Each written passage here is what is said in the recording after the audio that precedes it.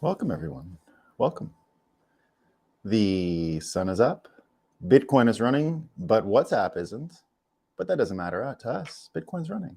We're reaching regular all-time highs in hash rate. So, boy, are we ever running. So we can have our coffee, talk about the news. So, we like to start our shows with the fakest news in the world. And I'm not even sure I can tell if this news is real or fake. I can't tell the difference. I'm trying. But with technology these days, it's a sort of a lesson. Don't believe any video you see. I'm going off this video being real, but it could be fake. It could absolutely be fake. So they've got Hillary Clinton, who did some interviews yesterday.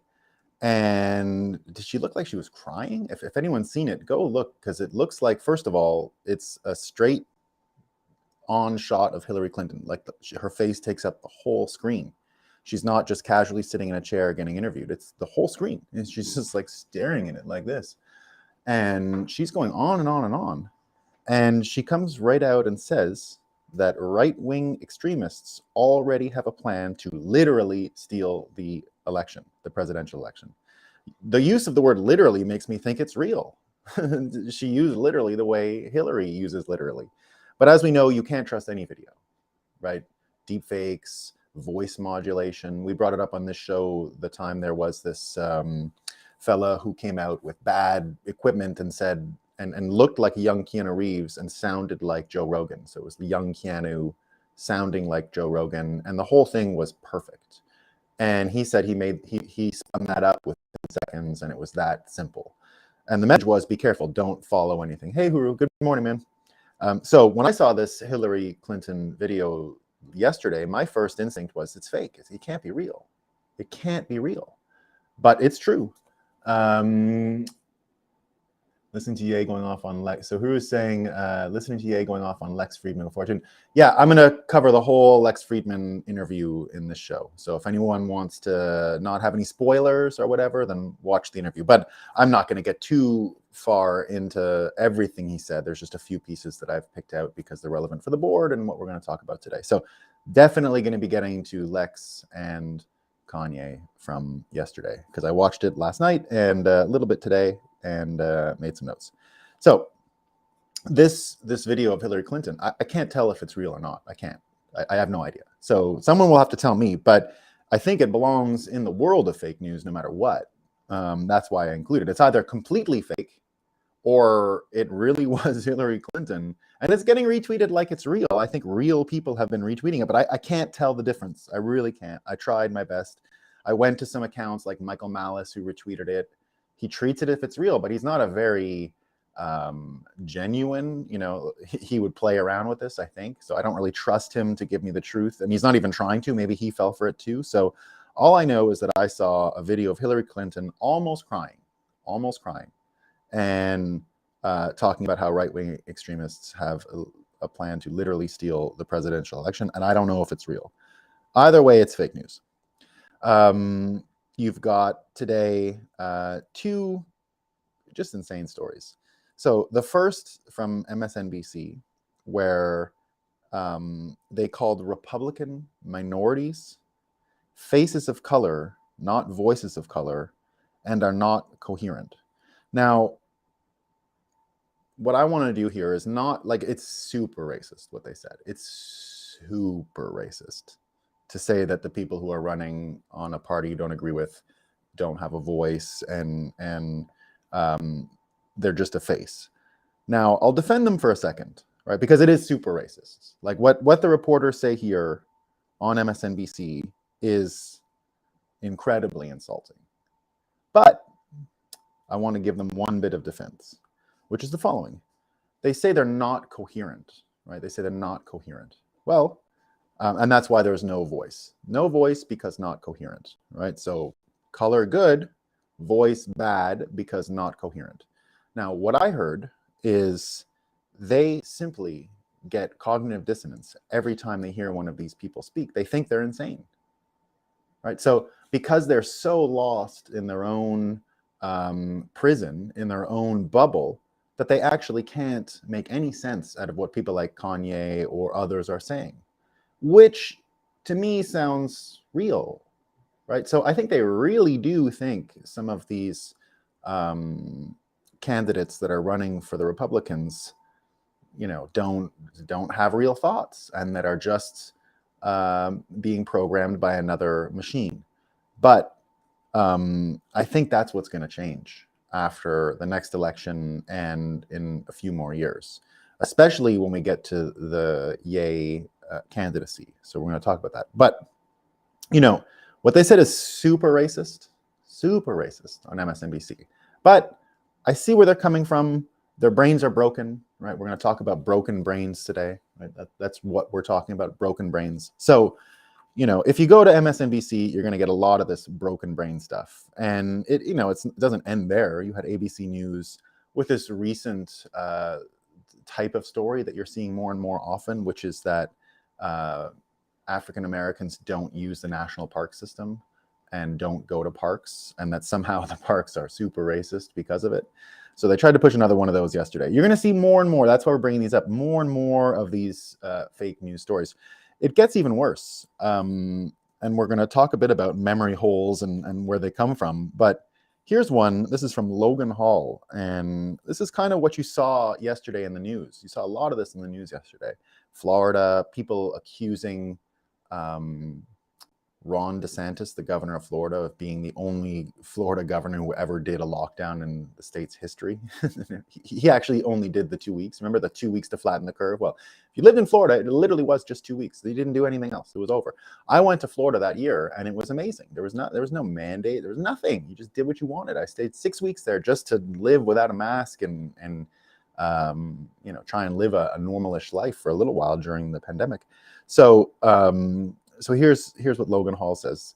The right is laughing at the left, backtracking COVID insanity, thinking people will remember. It's true, right? This is the problem, right? This is the memory holing. Quote, we didn't close schools, he's saying, Republicans saying this. We didn't wreck small business. We didn't ruin countless lives. They could pull this off. Don't laugh. Winners write history. They are winning by a lot. And that's what we're going to talk about when we get to the Kanye West part, because he talked a lot about history. He talked a lot about winners writing history and what that all means. So that's a really important point that Logan makes. The last fake news story of the day that I want to talk about is another MSNBC one. And this is that not coherent piece again, right? So we talked about how they're confused, that these, what do they say? Not voices of color are not coherent. Well, here's cognitive dissonance in real time. You can watch this. It's actually an amazing interview if you haven't seen it. So MSNBC tries to talk to average voters, average Trump voters. And they went to Pennsylvania and, put, 10 people in front of them. They were just average people. All, male, female, old, young, et cetera, et cetera. And the journalists tries to grill them on January 6th stuff, right? And you have to watch, because every single one of her gotcha questions, right? The kind of questions that they love asking politicos who are caught in the bubble and always give the canned answer, the contained talking point answer. So they're used to that fake wrestling fight, right? So it's a fake wrestling fight that we're used to in DC. Everyone goes according to script, does the thing and does the move, and then you get the finish move. It's just like the wrestling thing, right? So she comes in, but these people are not trained in the wrestling talking points. They're just normal people. So she comes out and says, what do you think about this? And then she gets punched in the face once. And every time she does this thing where her eyebrows go up like this, because her brain is breaking. You can see her brain just going, right? And everyone on stage is calm, right? The people she's asking questions of are calm. They give her point of fact answers. And every time her eyebrows just keep going like this, right? You can see her brain breaking. That's why you get answers like not coherent. That's why you get people who just can't even understand what's going on, right? So we have to have empathy for these people, right? If you're out there and you're making fun of Republicans for being stupid or Bitcoiners for being stupid, you hear people do that. We have to have empathy for them, right? Because at a certain point, they're victims of what we're going to talk about today, right? They're victims of this. So we've got to think about why they can't even see what's right in front of them, right? And so we got to have patience and we got to work hard. So that's the fake news of the day. We'll get there. We'll talk about education. Let's get into that.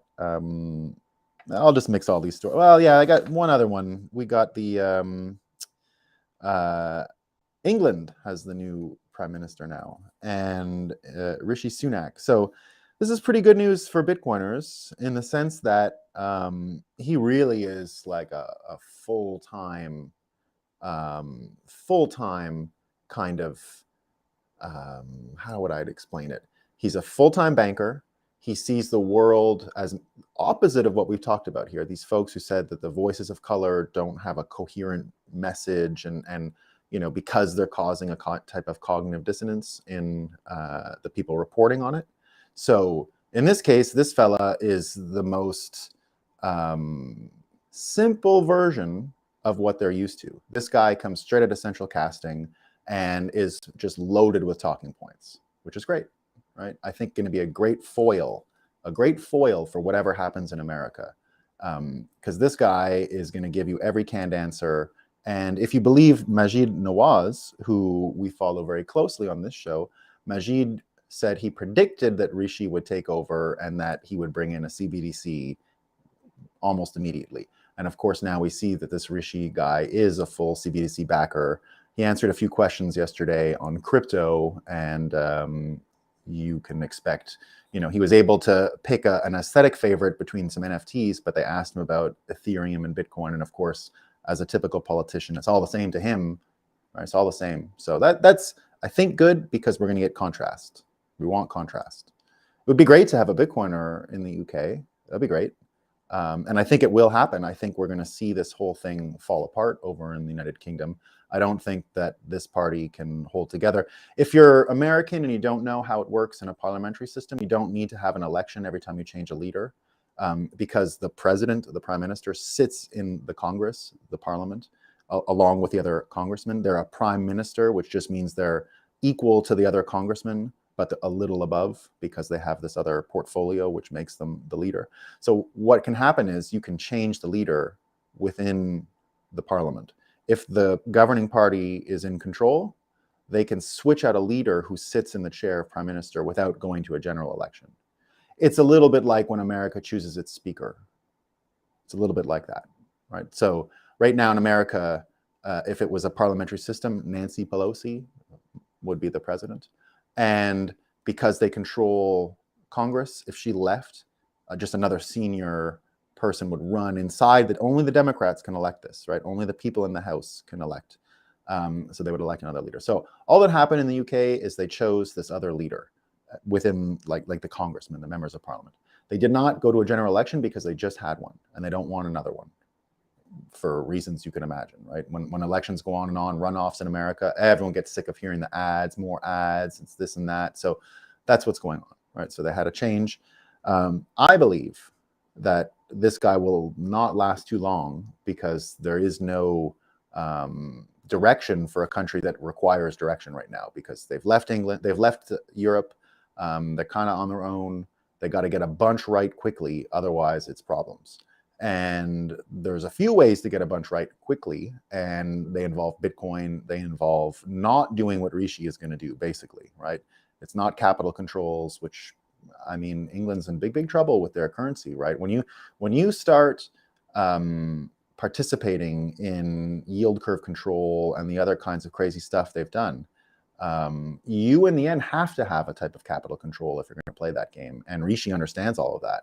So one can imagine the world headed that way. I'm not predicting with certainty there's capital controls coming to the UK, but I'm predicting that the avenue is right there for pure policy money, the pound to become a pure policy dollar, which we talked about a lot yesterday. We talked about bimetallism and how UBI and Bitcoin live in a relationship that would look like bimetallism. Which is silver on gold, a consumable policy-based dollar, and hard money for people to save. So in this case, there is a world where they have capital controls in the UK, and people start to feel the pain of having policymakers take over the banking sector, which is what we're seeing globally right now. So we'll see what happens there, but lots going on. So let's get right into, we got other stuff. We'll mix them in as we go. First of all, Kanye West was on Lex Fridman last night. So I watched the interview and took some notes. And my impression was, A, he's definitely running in 2024. I do not think it's a publicity stunt anymore. Not that I ever did. I was always weighing on sincerity here. But from what I heard from the interview, it's happening, right? It's happening. He's running. And he sort of let it slip accidentally a few times, but we can start preparing for a legitimate Kanye West 2024 campaign. So we're thinking about it. Now, what I did was I took some notes, and I'll read a few of the things that I thought were just incredible. And I'll talk a bit about what they all mean. We'll get to the Jewish question as well, because I thought he finally gave a great answer that I understood and made sense to me. I'll try to, repeat it and to the best that I can. But I thought it was really important that he did it, because the way he did it on Drunk Champs, remember on this show, we talked a little bit about how I personally didn't love the framing of Drunk Champs just because there was alcohol and anger. And I thought he could have done a much better job, like he did in the impromptu interview a few nights ago when he went and spoke to paparazzi and people outside of his hotel. I thought that was great, right? He showed a lot of patience, a lot of thoughtfulness, and he definitely did that on Lex even further. So I thought it was a much, much more powerful platform to spread a really complicated message and a really nuanced message. So not an easy one. And the Drunk Champs, I just didn't like the aesthetic of the booze, the anger. But that's just me. So yesterday, sat down with Lex Fridman, who we have to say, for the sake of the story, is Jewish, and pressed him really hard on the Jewish questions. And here's what I saw. Now, the first lesson of persuasion is attention. You got to get attention, right? We're trying to get attention on the show, right? Attention is the first thing you need in order to change things. So when Ye said what he said about going DEF CON, protecting himself, he was going to get canceled, and then did get canceled, right? The entire time he's been redirecting people to talk about abortion, Black community, Black health. So you got to see it as a lightning rod and almost a diversionary tactic. And I think he came out and said it in the show. He was trying to get attention. Why don't people talk about his problem? And why can't he, what he thinks is not an offensive thing, why can't he say that, right? So I think as far as getting attention on the issue, and he expressed it, like, now I've normalized talking about the rates of abortion in the Black community. And he basically suggested it was an Overton window thing, right? He was pushing things a little further so that free speech itself would grow. Now, Lex, it's hard to watch. It's uncomfortable. I won't deny it's uncomfortable, right? And Lex keeps pushing him on this question and apologize and all that. And if you would see his attitude towards it, he really was able to flip everything on Lex, because it seemed like they had come to a form of agreement on what was said and what was meant. And then Lex comes for another round of, you shouldn't say that. But Ye had already thought he was. And this was a really interesting part. He basically just reaches over and not really, but gives him a blast by saying, I don't trust you. You're just like everyone else. You're gonna, so Ye to Lex, you're just going to force me into this bubble to get me to do what you want. And once I do what you want once, I've basically given in general. And there's a reason why I'm being stubborn. Why can't I talk about this, that, and that? So you see Lex, he says, for example, it really affected me. It was a gut punch. No one's ever said they don't trust me. No one's ever treated me like I'm a member of the mainstream media. So it really did, I think anyway, force Lex to out of his comfortable position on the different sidelines. But so that was just one moment of contention. They got all along on a lot of stuff, and that's what we're going to talk about today. The first and most important thing that they spoke about, and Ye repeats it throughout the interview. He says, And they're talking about schools, they're talking about education, they're talking about Ye's own school in Los Angeles and why he's doing it and what that all means and what's going on. And so he says, Ye says, the only thing we should teach in schools is engineering. We should teach nothing else. No history, because history is basically subjective. History is written by victors. And he makes a point, and we're going to talk about this quite a bit, that if you think the news is fake, wait until you get a load of history. History is way faker than the news. And no one ever says that out loud. I've been saying that for a long time, right? I'm a big antediluvian fan fiction guy, right? I love antediluvian stories, pre-flood. I believe the pyramids were there before the flood. I believe Atlantis was a real place, just like Plato said, right? So all of those things, antediluvian history, what happened before the flood, was there an ancient advanced civilization? My answer is yes, right? From what I'm going on, yes. And the reason I say it is because I think history is so fake, that it would be pretty simple to hide some of this stuff if you knew what you were doing, or at least not have any agreement on what happened, because there's been so many psyops, so many fake news campaigns to hide this stuff. So Ye comes out and says, let's just not even bother with history, right? Let's only teach engineering. He says school should be engineering and recess.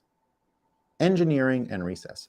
And here's what he says. And he says, every child should hear this lesson when they come into the world, and it should be the point of school. You are a human being, and you have an engineering problem before you. That's it. You are a human being, and you have an engineering problem before you, right? It's pretty amazing. And he goes on to describe his work building his communities, his planned communities. The acreage he's bought in Calabasas Valley, which is the area just outside of LA as you get inland. So he bought, 12,000 acres there, or some amount of acreage that was impressive. A bunch in Wyoming as well. And he started to talk about his plans for schools, for music, for what people can do in these communities, what it would be like to live in one of them. And he's been experimenting with it for a long time. And his whole point was history has informed even architecture, and that his experience in clothing design, for example, led him to believe that the whole field of urban planning, urban design was stuck in the past and was never going to break free and give humans what they need, which is a design space that leads to human happiness and combats loneliness and all of these things. So incredibly powerful vision. He described how he keeps getting these flashes of what utopia looks like, but he is not the person to correctly manifest that. He just knows that that's where it's headed, and he's going to drive us there. What I hear from that is alchemy again, right? He gave advice to kids within the interview. When Lex says, so many kids look up to you. They think you're a prophet. They think you are going to be the leader of the free world, and you are going to solve political problems and inequality and all this. And he really goes into how the young people, in particular teenagers, people in the early 20s, love him more than millennials and Gen X people, and of course boomers who might not really even know who he is. So he goes on to describe that his advice to young people are to follow your energy, right? The thing that you know will give you energy and make you energized. And we talk about that a lot here, being someone who, there isn't really, for example, in my own career path, right? Very early on in 2013, I let go of a normie career, right? A normie career, and went into Bitcoin full time because everything in my body said this is the only thing that I'm interested in, and I can't even physically have attention for other subjects. Like, I'm not interested in anything, right? And at the time, there were no guarantees that Bitcoin was going to work out at all. It was crashing. It was dying. It was dying its second death. And of course, at the time, we didn't know the 2017 run was going to come, and validation of all of our thoughts. I was leaving a political party in full control of Canada. I believed Trudeau was going to win, but we were in power. I had a great office, fireplace, secretary. Life was great. And what I did feel like was going to happen was I would be uninterested in any subject, because the only thing I wanted to do was follow the energy behind Bitcoin, and that was the only information that I was interested in, and the only cause that I thought would keep my body moving, right? Keep my body moving, and it did. Of course, it did. So what he's saying here is that advice to young people is to not deny that, and that's not one of these follow your passion arguments. There was this whole period where all the self-help books were follow your passion. It was a scam, right? That's just rich, successful people not really understanding how to describe what it is that made them successful, and then just sort of borrowing an answer. I think that what Kanye West is saying is, if there's something inside you, it might even be difficult, as it is in his case, right? The kind of abuse that he's absorbing, the kind of trouble that's around him is pretty different. And so the strength he requires to get through that is a lot. So he talked a lot about laughter, and he talked about the sickness that is in music, particularly African-American music. He says if you listen to the top 10 songs on any chart right now, you can tell that his people are sick. He says if you look at the food, obesity, these are sick from influence. Now, you got to understand, the most influential artist in the world is crapping on influencers.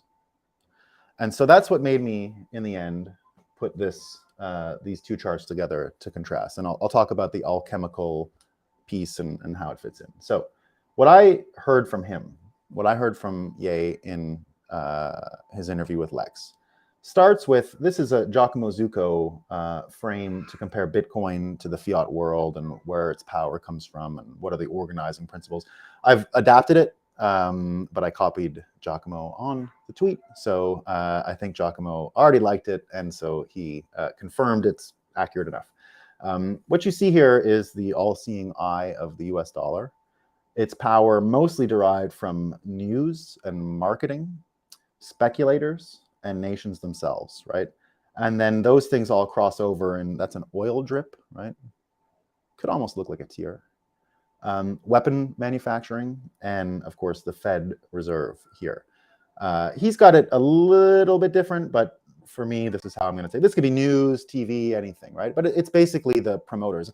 And that's why when we talk about the Fed Reserve, Fed policy, all we do is sit around and weigh their words. It's just a big marketing game, right? And on this show, we are explicit that it is all a psychological engine. We are just measuring the psychological horsepower of one system against another. I argue that Bitcoin has so much more psychological momentum because it's so much easier to imagine the future with Bitcoin at the center, that its power to produce the future is way larger than dollars. Dollars are a dead end, right? Dead end dollars. You can't see past debt ceilings. Everything's about limitations and what we can't do. But here's what Ye says. So this is why it's significant. The most successful marketer on earth. Now, is he the most successful marketer on earth? Well, how about this? Adidas hasn't canceled him yet. You know why Adidas hasn't canceled him yet? Joe Weisenthal mentioned on Twitter. 10% of all Adidas sales are from Yeezy products. They can't cancel him. 10%. That's Michael Jordan is to Nike. Well, I don't know exactly what Michael Jordan says at Nike, but it's a lot, right? It's in the double digits. It's a huge percentage. So he can't be canceled by Adidas. And even if they do cancel him, fine. He was able to create a brand that sits outside of it. Now, the albums, we can argue if Elon Musk is a better marketer or Kanye West is a better marketer. I mean, they're both the top class marketers in the world, right? It's hard to argue with that. What he's saying here, is this pillar of support, power, control, influence that came from marketing, marketers, newspapers, thinkers, should be 100% replaced by engineers. And that's what he argued, right? It should only be engineering. he even noticed that with his own company, I'm not sure if it was Parler, it could have been another one, but about hiring more Black engineers, right? In order to basically make sure that the supply of African American engineers has a place to go and work, and why not work in his own company? So he makes a pretty good point. Now, what he says next is these engineers, instead of like in the case of marketing, right? We see right now, yesterday, I mean, this is unbelievable.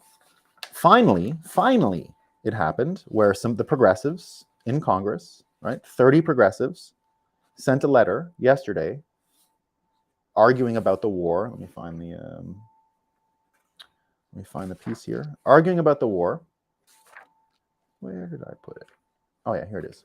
So 30 House Democrats sent a letter urging President Biden to shift his strategy on the Ukraine war and pursue direct negotiations with Russia ahead of the 2022 midterm elections. It is the first time that Democrats have pressured Biden to change his aggressive strategy to fund and defend Ukraine. The letter concedes that Russia's invasion is outrageous and illegal, which most people believe and agree with, but that it ultimately risks escalation and potentially World War III. And Glenn Greenwald says, finally, and good to see, they should work with the wing of the Senate and House GOP who have been warning of the dangers of U.S. involvement in this war from the start and the immense waste that it fosters. So again, everyone is now focused right now on the dollar, U.S. policy, marketing around the nation and the government, and weapon sales. Right? How all these things relate is super clear in Ukraine. You need to look at it for 10 seconds and you'll understand exactly who's dancing and why, right? What he's saying here is if you get rid of this marketing wing, well, the ability to collude between the nation and the marketing goes away. It's just gone. It's just not part of the perpetual motion machine that is our economy anymore, right? It's not part of the psychological engine that's moving our economy forward. If you just take one piece out, right? You put engineering instead of marketing, you're going to get better schools where you would have had weapons, right? And he's building the schools where, as I said, and he repeats it again, you are human and you have an engineering problem before you. He wrote it live there, taking some inspiration from Lex and things like that, right?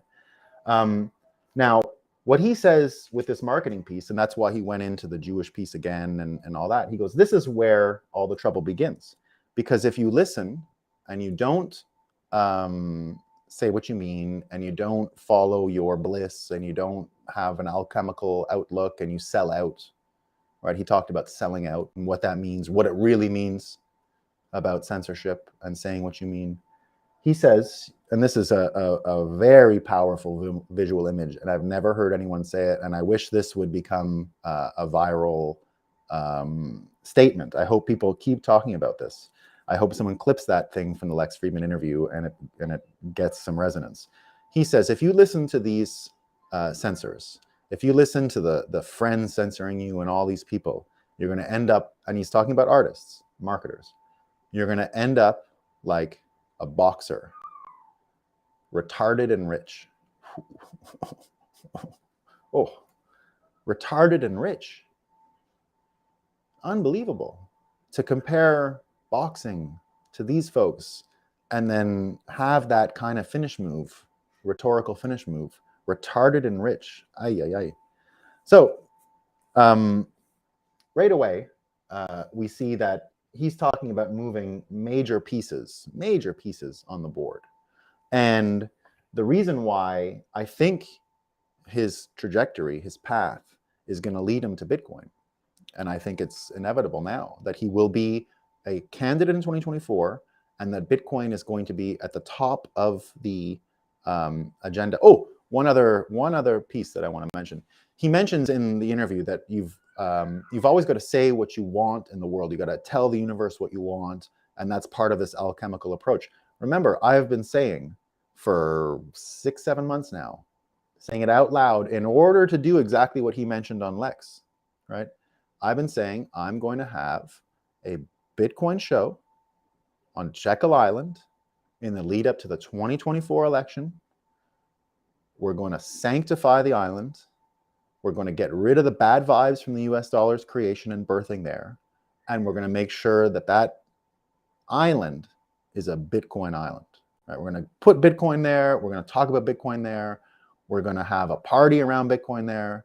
And Ye is going to be our keynote. There'll be other people there, right? We're going to produce it with Bitcoin Magazine. It's all right now just in my mind, right? Bitcoin Magazine has not rented anything on the island yet. But we produce Bitcoin events.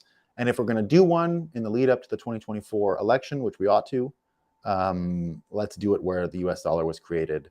And let's kill that creature from Jekyll Island. Let's do it, right? So we got to say what we mean, say what we want, put it out in the universe.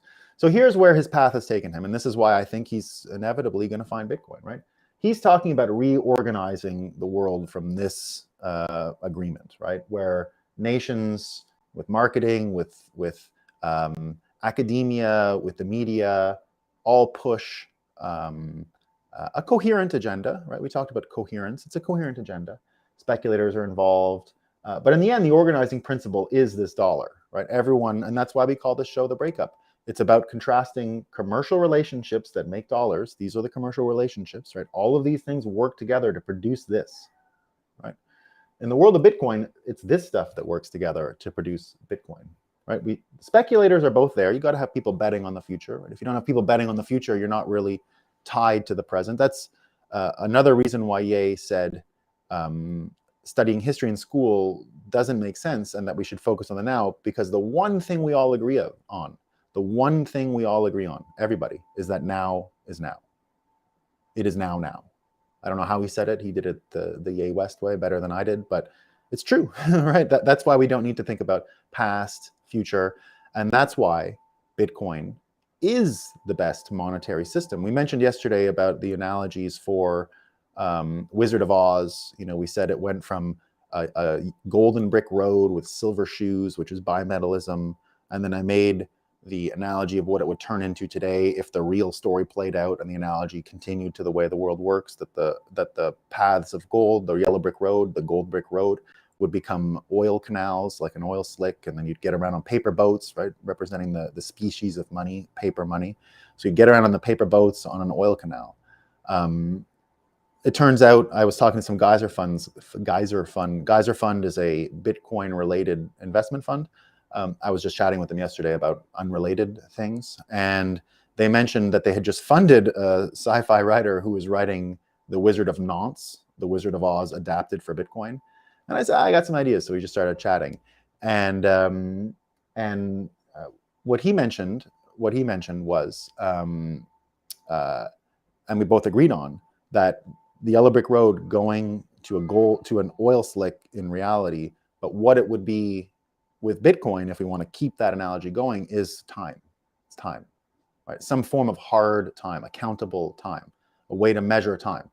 Because when Ye says we all agree now is now, well, Bitcoiners more so, even more, right? Even more, we know now is now. And as I often say, right, Bitcoin is great because we can use it to count things. We can't really count without something like Bitcoin. And Ye mentions that as well in the interview when he goes on about the problems of the imperial measurement system versus the metric system. He says that's Tower of Babel stuff. Tower of Babel. We shouldn't be speaking different languages. Right now, we talk a lot about how the metric system uses water and the properties of water to calibrate itself and set itself. Bitcoin fulfills a very similar role in the economy, right? It can help perpetuate an economy without waste, without inefficiencies, that in the end target, instead of nations and these structures being the major beneficiaries of this collusion, right? That in the end, commercial relationships that do this or that actually help strengthen these nations and entrench them. The thing that Ye was describing was engineers, schools, better quality living standards. When he's talking about better quality and speculators making money on the thing that is quality, he's basically talking about time preference and Austrian school economics versus Fed policy, right? Which is for a long time now favored banks and financial engineers. And by financial engineers, I don't mean these kinds of engineers, right? I mean people who know how to squeeze a rock, right? These are not exactly engineers. So we see a better energy policy, but the most important piece, right? The most important piece that can come out of Bitcoin being a unit of measurement in our society for time and for efficiency and for our economics, our economic output, is because we can actually orient our alchemical paths with it, right? We talk a lot about how alchemy is exactly what Ye West described. It's following your energy, following the things that motivate you, following what he says is what God put in your heart and put on your heart in order to manifest in the real world. It's a consecration, right? Heaven on earth. And what he described, he talked a lot about tribalness, but effectively he was contrasting the tribalism with its ability to produce individuals or not, enlightened individuals or not, and that a tribe requires help in order to produce more of these individuals that are successful and enlightened and all that good stuff. So what I saw was an explanation of a system that he wants as a goal to produce enlightened individuals, not stronger nations or stronger nation states or stronger militaries or stronger consumer base or better Fed policy, none of that boring shit, right? He said, in so many words, we need a system that helps people become enlightened and grow into their potential, evolve according to the path that was preordained for them and designed for them. And the contrast here, right, is pretty, this is a 180 change in how society is organized. But what Kanye is still missing, what he's still missing is the Bitcoin piece to organize it all, right? He's talking about the edges right now. The way to bring it all together is to focus on Bitcoin, because Bitcoin will achieve almost all of his goals. He predicted that city design, not build a building there and build a building there. He said that's all history infecting design choices, and that we're not actually designing to create enlightened people. Now, I've said on this show a bunch that city design is the biggest industry coming, and people don't see it. Bitcoin citadels see it, right? Bitcoiners see it through building their citadels. I don't think Bitcoiners understand that their citadel design ideas are going to be one of the major economic drivers in the world. They're just first at the game, right? They're just first at the game. My whole book, Satoshi Wedding Murders, is about a future where we have designed many cities from scratch, very different than what we see today, almost all completely different. And I build them way in the north. I have all these magma drillers, a heating system that just uses lava flows in the Arctic, basically turning cold, inhospitable places to be more like Iceland with huge geodesic domes, Buckminster Fuller domes like Epcot. And where I grew up in Montreal, we have his original, Buckminster Fuller, his original dome that he built at scale for humans was in my city. It's still there. It's gorgeous. I got married right nearby it. I'm a huge fan of Buckminster Fuller, and I thought every city had a Buckminster Fuller dome when I was a kid. You know, I thought it was just what you had inside of your city. I didn't know that these beautiful balls are so rare, and any city that has one is really lucky. Epcot has probably the most famous one, also built by Buckminster Fuller, but mine in Montreal is awesome. And it burnt down once. It's a pretty cool place. So anyway, I put a Buckminster Fuller dome in the Arctic with lava flows and all kinds of new engineering. And of course, you know, I tried to imagine what a world in 100 years of hyper Bitcoinization would look like. And well, I think I came pretty close. But what Ye is talking about here is mostly what hyper Bitcoinization is asking for. It's citadels, it's engineers over marketers, and time preference over policy, and schools over weapons, and enlightenment of individuals over power of nations. Right? It's a very, very, very powerful talk. So let's see what we got here from. Yeah, Justin says, engineering is about objective problem solving, the last bastion of the scientific method in fiat education. Yeah, and I think that's why he said we shouldn't even bother with anything. It's the only relevant information out there. I'm there. You know, when I teach my children homeschool, I mean, like people are like, well, how do they learn how to read? And I'm like, what? Like, you think a kid can go around and just ignore all the letters and information and not have any motivation to want to read? I mean, it doesn't make sense. My kids are young, but they can read, right?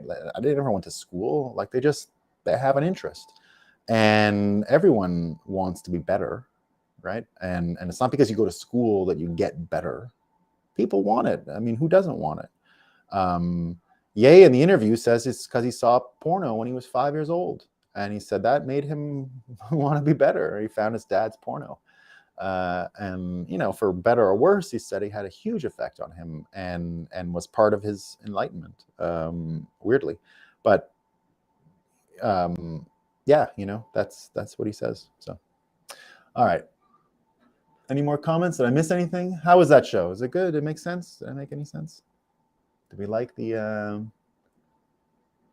especially that he actually shocked me.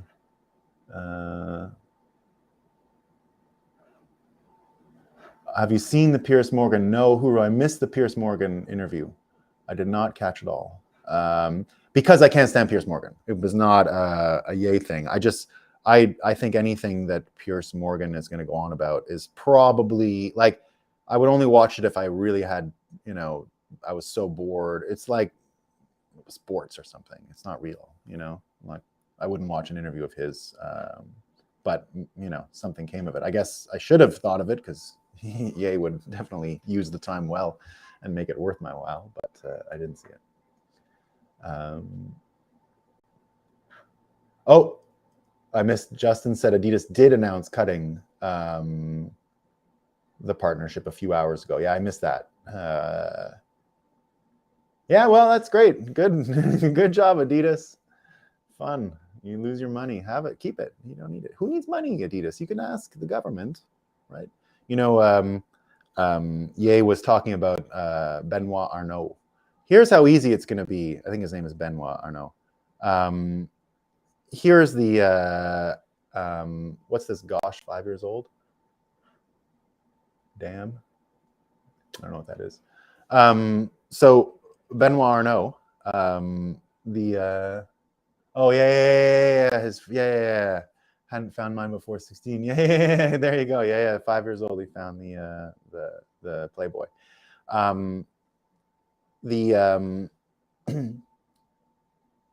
It's on YouTube. Yeah, thanks. It's on YouTube. It was really great. Yeah, he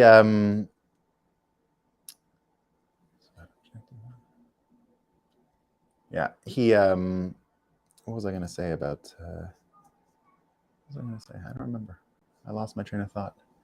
It was masterful, and you will really love the end. It was really great. Yeah, you will love the end. What was I going to say about him? I had one more point. Schools, boxing. Oh yeah, Benoit Arnault. So he's a French guy, right? French guy. And if, you know, for those who don't know, I lived in France for quite a while in my life. I've lived in France, Korea, and Japan. I'll mention it anytime, just because I'll often speak about these countries, and you know, whether it makes me more not. I don't want to be an expert or an authority, but I should be credible when I speak about these countries because I follow their local politics. I know what's going on, the moving pieces, and have a lot of friends and speak the languages and can get around.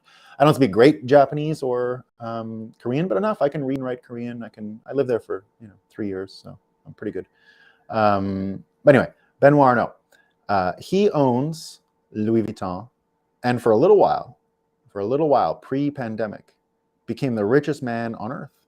Why? Well, he gets zero interest loans from the European Central Bank. They just give him whatever money he wants to buy shit. Right? You want to buy something? Here. Ye knows about this. This is a major problem to Ye. He got so angry when they bought that and hired this person and let it die on the vine. And he talked a lot in the interview about how he was trying to impress his wife with the Louis Vuitton design deal, and then they stomped on it and said you can't do it anymore. And the money thing is a real problem. He saw it up close. He saw how unfair of a fight it is when you have a central bank behind you and you can buy anything you want on earth. Did it make sense? It was when Louis Vuitton bought Tiffany's Jewelers in America.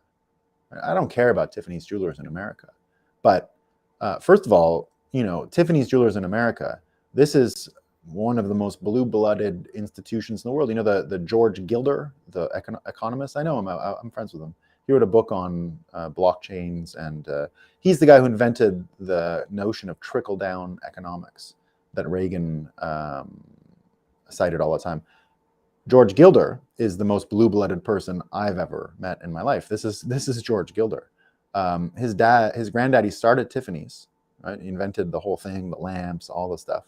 And then his daddy died in World War II. So now, if you remember the original Tiffany's, which is next to Trump Tower and across from Rockefeller Center, and they built a new one in Rockefeller Center. So there's two big ones right on Fifth Avenue in the United States.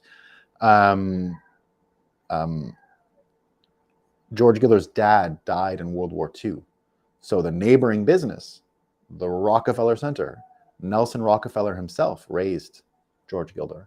And George Gilder never had a job in his life, just wrote crazy shit and did an amazing bunch of stuff. He's the reason for the entire metric system for valuation of internet companies. He popularized Metcalfe's law and allowed the early internet companies to be evaluated using the formula, which ended up being quite predictive, quite accurate as far as, the Metcalfe's law just being the square of the users of the network is the value of the network. Really simple. So he did Metcalfe's law. Intelligent design, that's George Gilder. Intelligent design. He got canceled because he's a very different, he sees a lot of difference in the sexes, and they hated him for that. So, but intelligent design, trickle-down economics, Metcalfe's law, and now, Bitcoin stuff.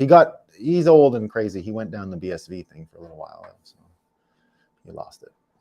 All right, that's all I got for today, team. Ciao.